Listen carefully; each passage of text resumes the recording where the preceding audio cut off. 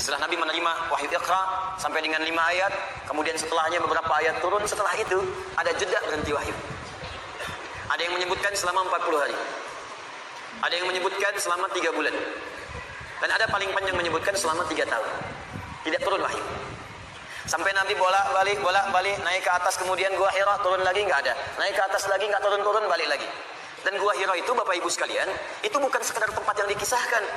Saya juga nggak ngerti sekarang guru-guru agama Islam, tolong ditajamkan pendalaman pemahamannya, ditajamkan pengajarannya, jangan sekedar disebutkan.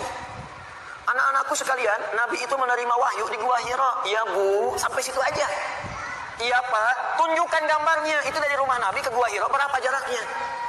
Supaya mengerti, untuk mendapatkan sesuatu itu butuh perjuangan. Saya itu Pak napak tilas dari rumah Nabi SAW sampai ke tempat gua Hira. Itu jaraknya kurang lebih 5-6 kilo. Jalan kaki itu 5-6 kilo diukur. Saya naik lagi ke atasnya 700 meter sampai ke atas. Sampai di puncaknya, guanya bukan di sini. Bukan naik ke atas langsung gua, turun lagi sedikit. Lalu saya naik tuh ke atas guanya, saya lihat sampai ke arah rumah Nabi itu. Tanda paling gampang ada patokan jam yang sekarang jam besar itu Menara Zamzam, dekat situ. Saya lihat-lihat, Allahu Akbar, paling sedikit ada 5 bukit jaraknya. Ini Nabi itu untuk mendapatkan wahyu sampai naik ke atas gua Hira, itu beliau jalankan dulu, kan nggak ada sepeda, motor mustahil, mobil nggak ada, Gojek belum ada, Gokar kosong, Grab jangan kira, mimpi, nggak ada. Pilihannya cuma satu, jalan kaki, jalan, naik, makanya fisik beliau itu kuat. Apakah sampai naik langsung ke atas? Tidak, naik bukit dulu, turun dulu, kadang-kadang ada badai, berhenti dulu.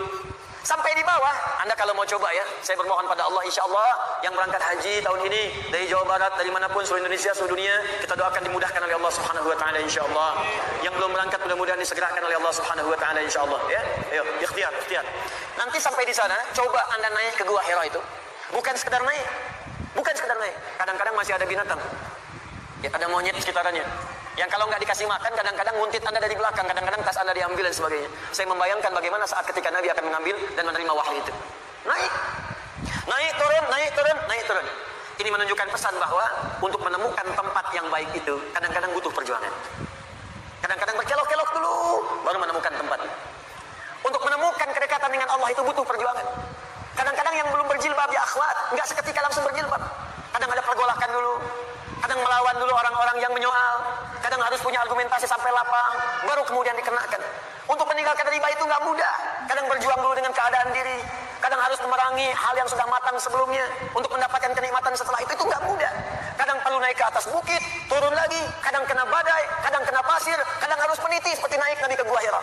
Tapi setelah mendapatkan anugerah Iqra bismi rabbikal ladzi khalaq itu, tak akan terasa bolak-balik walaupun harus naik turun gunung, nikmat.